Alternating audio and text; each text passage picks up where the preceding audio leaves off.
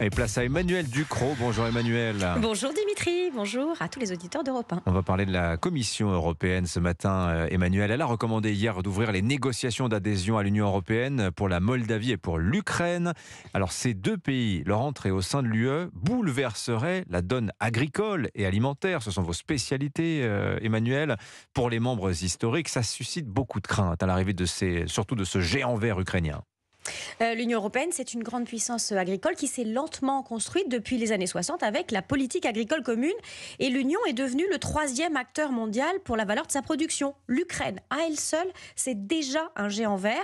Avant la guerre, elle était le premier acteur mondial de l'huile de tournesol, le deuxième pour le colza, le quatrième pour le maïs et l'orge et le cinquième pour le blé. C'est tout simplement colossal. Elle exporte 70% de sa production. Si on cumule la puissance ukrainienne à celle de l'Union européenne, l'ensemble se classe au premier rang mondial agricole. C'est un élément de puissance géopolitique crucial pour le prochain siècle. Mais ça, ce serait plutôt une bonne nouvelle. Pourquoi l'arrivée de l'Ukraine, l'arrivée possible dans l'UE, suscite-t-elle donc tant de craintes ?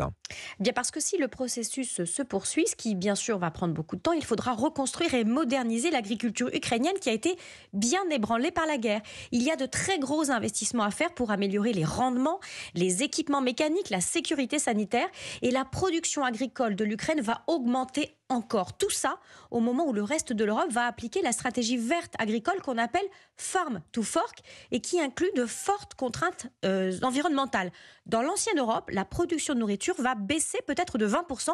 Et ce qui se profile donc, c'est une Europe agricole à deux vitesses avec des acteurs historiques au ralenti pendant que l'Ukraine, elle, exploserait les compteurs de production. Le centre de gravité agricole va se déplacer radicalement vers l'Est. Alors cette baisse de 20%, je le précise, c'est le plan, c'est le plan de l'Union européenne. C'est le plan de l'Union européenne, oui. Alors la crainte, c'est une arrivée massive de productions ukrainiennes sur nos étals, et ça, c'est pas bon pour nos producteurs. Alors c'est déjà un peu le cas. Il y a des accords commerciaux avec l'Ukraine et les droits de douane ont été en partie supprimés pour soutenir l'économie en guerre. Les agriculteurs de la vieille Europe agricole redoutent de fortes distorsions de concurrence intra-européenne. D'une part parce que les règles en Ukraine seraient moins disantes dans un premier temps, et puis d'autre part parce que les salaires y sont beaucoup plus bas.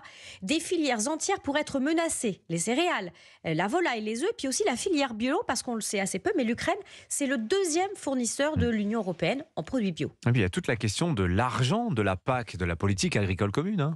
Oui, la politique agricole commune, c'est la seule politique intégrée de l'Union européenne. Quand il y a un nouvel entrant, il faut partager des fonds qui restent relativement constants. L'Ukraine, c'est 44 millions d'hectares de surface agricole. 1,5 fois de plus que la France, qui est la plus grande surface agricole en Europe, 3 fois plus que la Pologne, son voisin.